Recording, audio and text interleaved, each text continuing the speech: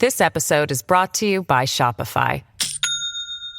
Do you have a point of sale system you can trust, or is it a real POS? You need Shopify for retail. From accepting payments to managing inventory, Shopify POS has everything you need to sell in person. Go to shopify.com/system, all lowercase, to take your retail business to the next level today. That's shopify.com/system.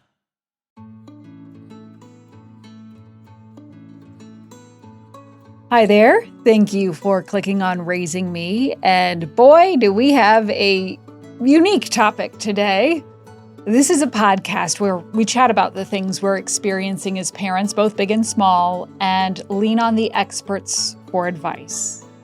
After all, we don't get a guidebook here. Often we are winging it. And this is such an odd but really important, potentially serious topic to discuss.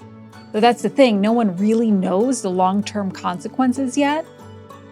We're talking about the physical issues screen use can cause, even to where bodies are growing tails, like in the back of your head. It is weird, yes. It is serious, yes. It's called tech neck or text neck, same thing.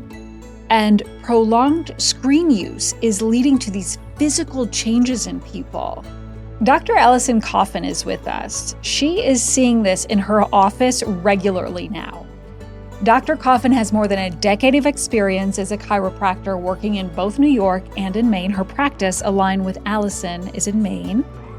She's also a mom and shares insight into this new phenomenon, why it's happening, what we know and really what we don't know about it, and some advice on protecting our kids from this happening to them.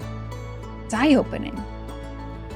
Here we are talking about tech neck. Hi, Allyson. Thank you so much for being with us today. This is like such a weird thing, I will say, because it kind of creeps me out when I think about this tail at the back of the neck, which we'll get to in just a minute.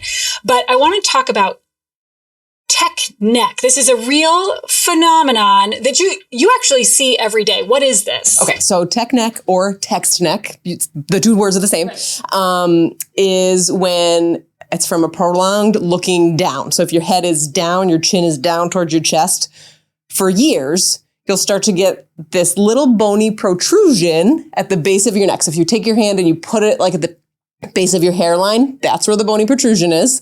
And it looks like a tiny, tiny tail, like a tadpole. It's so weird. Yes. It's so weird, but this is becoming more common, particularly in kids and young adults, right? Yes. So for 20-ish years, we've all had phones and computers a lot. And even the first 10 years that we had these things, nobody even knew what ergonomics was. And so we all looked down at these computers or these boxes, and they all changed size and shape over the years. And everybody looks down. You look down to learn to type. You look down when you hold a phone. And when your spine is developing, for males and females, they develop just a little differently. Females develop and solidify a little bit earlier than males, so like around 18, and males solidify around 21. So when you're looking down through your whole growing period of your life, you're going to develop a forward head carriage in your posture, which just means your head is over your body. And that's a problem for your whole life, not just for like when it develops. Well, is that because your head is, it's heavy. Correct. Right. So it's the weight of your head sort of being down in a downward motion. Yeah. So if you think of your head as like a bowling ball, like we've all held a bowling ball before, and that's pretty much the size of a human head. It's like 10-ish pounds. And so if you hold a bowling ball close to your body, that feels easy to do. Mm-hmm. But if you hold a bowling ball far out, straight out arms, you can't do that for a really long time. And that's your head. Like your head is yanking forward. And so it's putting pressure, more pressure than 10 pounds through the rest of your body. Wow. Yeah. Huh. Okay. So, we're going to get to a little bit more of that. What else, what other symptoms might there be for this tech neck? Okay. So really easy ones is a headache. You get a headache because your head's forward all the time. You get neck pain, back pain. People have difficulty breathing. So they have asthma, lung issues because their lung capacity is squished because they're forward. Interesting. Because if you take a deep breath, your lungs expand and open. If your shoulders and neck is not open, you can't breathe properly. So that's a posture ergonomic thing. Other things that happen if you ever look at a person down the street and they're walking with their body forward, crunched forward. I don't know if this text neck is why this happens, but I see people that have text neck in this, it's like really like a depressed attitude. So when your body's forward, it's more likely to be in a depressed state. Like physically you feel this? Yes. Because your body's sort of in this space. So like holding your shoulders back, your head up. It makes you have a better mental state. Okay. Interesting. Yeah. So it makes when you think of somebody that's like proud, standing forward, your chest forward. Well, of course, like you can see that and it looks like somebody, protrudes confidence when you're standing like that. But even just by standing, like if your body is becoming this sort of like shoulders hunched over, you actually physically feel that way too? Correct. Like, so if you think of like evolutionary, like people have felt that way for a long, long time. Yeah. And so our bodies know what that posture feels like, right? So what that depressed posture feels like. So when you continually do that to your body responds in like. Interesting. Yeah. Wow. Okay. So how do we, this doesn't happen overnight, right? This happens over prolonged use. Yes. About how long do you have to, regularly be looking at a phone, looking down, whatever it is, to start to notice these signs and symptoms? A long time. Okay. 10, 15 years. Okay. And to get that tail, for instance. Tail. Okay. Got it. Okay. Yeah. But to get the neck pain, headaches, a couple of years. Okay. And I noticed this when people started working from home at COVID because nobody had an ergonomic workstation. All these people were coming into like headache and neck pain because nobody was set up properly at work and they're working from their kitchen table and their heads down and everybody's getting headache, neck pain, jaw pain from their head forward. Are there any like specific age groups that you do see this most often in? Mm-hmm. And you mentioned males and females develop a little bit differently. So is it specifically young boys or young men or young women? Who are you seeing this come up for most often? It could just be the population that I see, but I do see more young boys have it. Oh, and when you say young boys, what specifically is the age range? Like 20, 25. 20, 25. Yeah. Okay. Girls typically have better posture. I just noticed that. Their head is upright more. They play on their phones, but I don't know why. Their body is upright more than boys. So, as a parent, when, I have my 16-year-old is on social and has the phone and all that kind of stuff. We have not gone there with my 12-year-old. Thankfully, is not interested at this time, but I'm sure it's coming. But when I see her looking down or texting or on whatever app, I'm always like, put your head up. Yeah. Like, what are the things that we can do to try to avoid this? Because kids are at school and they're not thinking about this. They're home on summer break and they're just like lounging on the couch and slumped over looking at a phone. Yeah. What are the things that we as parents can do to hopefully make sure this doesn't happen? So like when they start working at like your laptop at home, make sure that it's set up ergonomically for them. So say set it up on top of books, for instance. So their eyes are in the top third of the screen. So they know what that feels like. And then when they're using your phone, say they're like finding their favorite song on your phone in the car or whatever, just say, lift your head up. I do. Yes. Okay. And so you already do that. Yeah. And like my kids, I do that to my kids too. And they're like, ugh. I'm like, I don't care. Well, because it is awkward, right? Like if you have you're holding your phone straight out in front of your face. I mean, it is kind of like lame. Like you kind of look a little silly doing that or whatever the kids say. But that's essentially what we want to see, right? Where your hand has your phone parallel to your face. Yes, your phone should be in front of your face when you're working on it. And also, when I see this in the wild, like when I see it in the wild, yeah. Yes. Uh-huh. Where are the wild places you're going? So, like at a high school, like lacrosse very game, wild, whatever, yes. in the wild. So there are kids that their heads are down, and there are kids that may or may not be patients at my office that when I see them, they'll put their phone up in front of their face, and they don't look weird in their friend group. They're the ones that look like alert. Their other friends just look hunched over, kind of that depressive kind of look and state. Okay. Yeah. That's interesting. There are also just, as you mentioned, the laptops, the sitting at a desk. Like, does it have to be the phone that is contributing to this tech neck? Is it, a lot of homework? Is it a combination of all these things that work together that could create the problems? Yeah. So the phones are the biggest. Phones and tablets are the biggest thing. honestly, if you have like a big reader, like you might have a big reader Yes, at I home. do have a very big reader. Yes, and so their head is down, right? Yes, all the time. Yes, and they'll be like, "Oh, my neck hurts, Mom," right? Did they say that? No. Not yet. Not yet, but I'm sure it's coming. Yes, so propping their books up on pillows or getting them one of those pillows that has like the back and the arms so they can put their arms here and hold the pillow. That. Yeah. They don't get neck pain. I have a big reader and that's what we do, and it helps. And also you'll see it in older people that like to read, so 20s, 30s, 40s. They older. Wait. Older than children. Okay, all right. I was just gonna say, wait a minute. I'm sorry. I thought you were gonna go with like senior citizens who like to read, but you're 30 and 40. Correct. Okay, fantastic. Okay, continue. Because you'll get neck pain for putting your head down from reading. Okay, yeah, that's fair enough. It hurts. Yeah. Other things that contribute to it are lack of physical exercise. So kids that don't play outside, they don't participate in any sports, they don't do, let's even say like band. You got to hold something up and have good posture when you do band. If they don't do any of those things, those kids have much worse posture and much more of a problem with their necks than kids that do those other things that I just mentioned. Okay. Yeah. Can this be reversed? Especially like I'm thinking in terms of the tail and that bones in the back of your neck.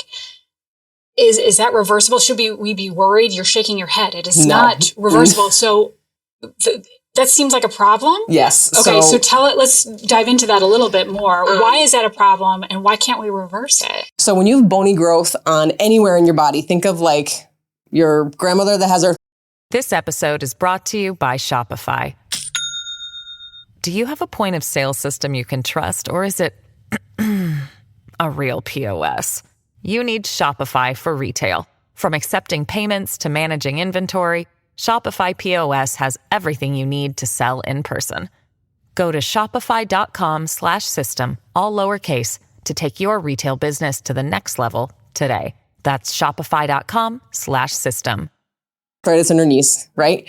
Arthritis is like little bony protrusions, and that's what that is on the back of a kid's head. So it's like an arthritis. They wouldn't characterize it as that because it's one area, but it's a bony protrusion that your bone has actually grown that way. So you can't get that bone to go away because your body made that as a protective mechanism because it's so far forward and yanking on your skull. So prevention is the best medicine for this. Like, no matter how annoying you sound to your kids, you have them put their phone in front of their face.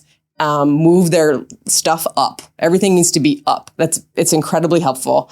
And then also, like if you were mentioning like on the couch, like slumped over, just put a pillow behind their head and they'll lay like this and look up, like stretch their head backwards. That's even more comfortable and can help prevent this problem from happening. And when you have that little tail, it's really hard to get your head backwards. There's definitely like adjustments that I do in the office. There's home care to strengthen the back of your neck that I give these patients. It's a lot more work for them to have to reverse this thing than just to not have it in the first place. So, and at this point, I guess we don't really know what long-term consequences are, right? Because this is a relatively new phenomenon. Yeah. So what does it look like in 20 more years for now for these, 20 and 25-year-olds, young people? I mean, I can guess that, I've seen geriatric necks, and I've seen them with arthritis. And then also your curve of your spine is supposed to be like a C curve. And people that have this tech neck thing, their spine curve is reversed. So it's the opposite way. And your nerves come out through your spine and they innervate everywhere in your body, your arms, your legs, your chest, this whole thing. And so if it's not innervating properly, your body's not going to work properly. So I'm very interested to see how this is going to play out 30, 40 years from now. I wonder if it leads to neck pain in a different way. I wonder if it leads to we're all speculating, right? Because we don't know, but it could lead to I wonder if it leads to extreme migraines. Like we see people with migraines a little bit, but I wonder if it's going to get worse because it's a perpetuated thing in the base of your head, like your skull is there. So I think the big takeaway is that prevention early, when you see your 10, 11, 12, 13, 14, 15, your tween and your teen looking at their screen or read it, if you have an avid reader even, it doesn't have to be a phone necessarily, is that message of look up, look up, look up, look up. Yes. Kind of. Yes. Okay. And then also there's some stretches you can do in the front of your neck too. So what would those be? Okay. So there's some kids that won't look up ever. Yeah, right. There's some easy things that you can do. You just put your hand on your clavicle, so your little bone in the front of your neck. Right. You kind of hook right onto it, and then you rotate away and look back. That'll stretch the front of your neck, which most people do not stretch ever. Yeah. And then you can do that the other way as well. That feels good. And then when you wake up in the morning, you can do what's called normal range of motion of your neck. So you rotate your head, your chin to your shoulder, your chin to your other shoulder, your ear to your shoulder, your ear to your shoulder, just to get your normal range of motion moving properly. Because some people just stay in one plane all day, and that's bad for your spine. Is this something, if it feels like it's getting to be a problem, are there things as a chiropractor you can do? Is this something you go see your regular physician in? Like where do we go if we say, yeah, my son, daughter has these headaches, maybe getting a little numbness, soreness, whatever it might be? Most primary cares will refer you to a chiropractor, an osteopath, or a pediatric physical therapist. These are the three major people that treat these things, and we're all really good at it. Yeah, so whoever they send you to is fine. Yeah. You just have to follow through with the care. So make sure that you're going to go to those appointments. The place is close to you, because they didn't happen in a day, and it's not going to get fixed in a day. Yeah. So what does that treatment then look like when you're going to a professional? So if someone were to come to my office, first I do a digital evaluation of their posture. So I see what it looks like when they're standing and when they're sitting. And I start evaluating them as soon as they're in my office. So I see how they're looking when they're in the chair waiting for me to come out. I see how they fill out the paperwork. I see how they talk to me, if their head is up or down. And then after we see how their movement is in life, because they don't know that I'm evaluating, that's the best way to know. And then I check their alignment of their neck and their musculature. Yes, their neck and head, but I do their whole entire body, because if your head is forward, you're definitely going to have tension in your low back. So we fix all those things, and we do that for kids. Heal faster than adults. So it's a short period of time, and then they do some home care stuff, some exercises that I give them. And a lot of the kids are really good about doing the exercises because they don't want to feel this way. Is there a sweet spot when it comes to, say, screen time, that no more than 20 minutes at a time or an hour at a time? How often should breaks be weaved in order to keep a healthy neck, avoid tech neck? That is a hard question. So if you're watching a family movie, watch the 2-hour movie. I wouldn't suggest you stop doing that. But sitting in front of something with your head down for over an hour is going to train your muscles to be down. Oh, wow. So if you were looking at something, say you were looking at something high, say you were looking at fireworks, yep. Right? Have you ever had somebody say, oh, my neck feels weird looking at the fireworks? Friends say that always after 4th of July. So if you think your head is like that for 30 minutes, if your head is down for an hour, that's going to cause a problem. So you need to move your head around. It can't stay in one plane. That's kind of the whole message. And it needs to be up when you're looking at anything that glows.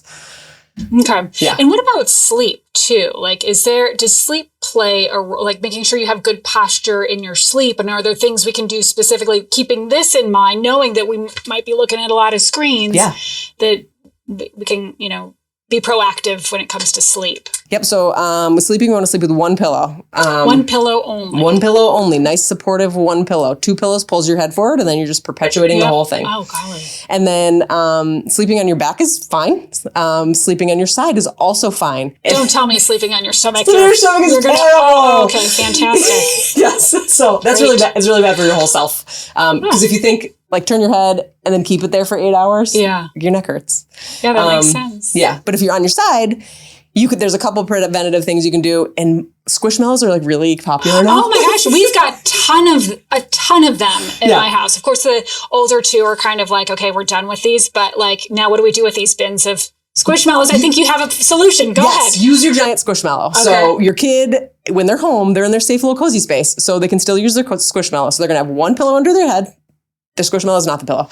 One pillow under the head. And then they're going to hold the Squishmallow so their arm doesn't fall. And so they have space in between your arms. So when you're sleeping on your side, there's space in between your arms instead of collapsing. And they can also put a Squishmallow between their knees so their hips don't collapse. So they're almost in a straight line while they're sleeping with perfect posture of their neck. I mean, it's kind of like a body pillow, but with the things you have around your house that are sitting in bins that nobody all of a sudden wants to use anymore. Yeah. That's probably another topic entirely. But what a great idea, right? There are stuffies out there and Squishmallows would make a perfect one of those. Okay.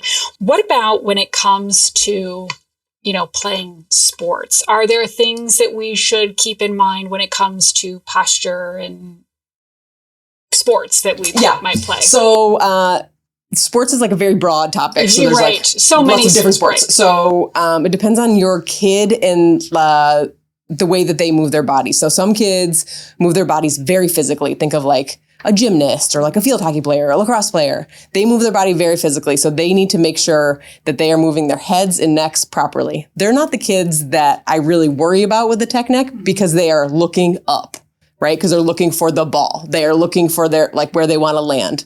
Those kids don't usually have those issues. And also swimmers do really well with posture because you have to have good posture swimming. Runners have bad posture. Oh, yes. So I see a lot of times like runners that are in their teens, like they ran in like the little kid cross country thing. They had great posture back then, but then their head starts to fall because when you run forward, you lead with your head. And so it's important that those kids stretch the front of their necks. Okay. Yeah. Okay. Interesting. Are there any other health related issues when it comes to technology use that is, obviously it's so much a part of our lives, whether we like it or not now? Another thing that happens from tech use is a lot of people clench their jaw when they do that. So their head is forward and unknowingly. Correct. Yeah. Yes. Okay. So your head is forward and that puts your jaw together. And so they'll get tension through their jaw and they'll think it's neck pain, but it's really coming from your jaw.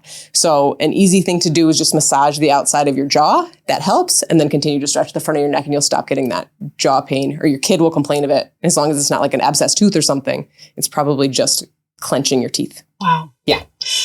If there was one takeaway today, I mean, there's so much when it comes to this, and I'm telling you, it's like in all of our houses. You go home, if you have a preteen or a teenager who has a phone or whatever, you have seen this, you know that it can be a problem. If there was one takeaway for all of us parents when it comes to this, what would that be? It would be put your phone in front of your face. Yeah. That's it. Like when you see you're not even kid, saying put it away, put it down, whatever. We're realizing the realities that screens are everywhere and it's part of our teenagers or children's experience, right? It is. It just is. But put it in front of your face. Put it in front of your face. Everyone knows you're looking at your screen. You're not hiding it when it's in your lap. Put it in front of your face. Yeah. And that'll make a big difference. Huge difference for your ergonomics. Awesome. Yes. Dr. Allyson Coffin, thank you so much. I should mention we'll have more resources on this very topic on our website, wgme.com/raisingme. Always a pleasure. Thank you. Keep your head up. And that is not just an inspirational quote that we share with our kids who are feeling down. Now, when they are looking down, remind them. That is my big takeaway today from Dr. Coffin. And I feel like a crazy nagging lady when I feel like I'm constantly saying that. Look up, hold your screen up. Of course, we have heard about the mental troubles that screen use can create, and now we're learning more about the physical consequences that can also last a lifetime. And again, a big takeaway, something that really stuck out to me, is that we don't yet know what those long-term consequences of tech neck might actually be. Prevention, as Dr. Coffin says, is the best medicine. Thank you so much for listening to Raising Me. I'm Adrienne Stein. This episode is edited by Megan Littlefield and produced with Nate Eldred. Please follow Raising Me wherever you get your podcasts and consider a positive rating and review. If you got anything from this episode, or even consider sharing it on your Instagram stories. We'd love that, so others can find this message as well. Wherever you are, I hope you learned something new and get to take a little time for you.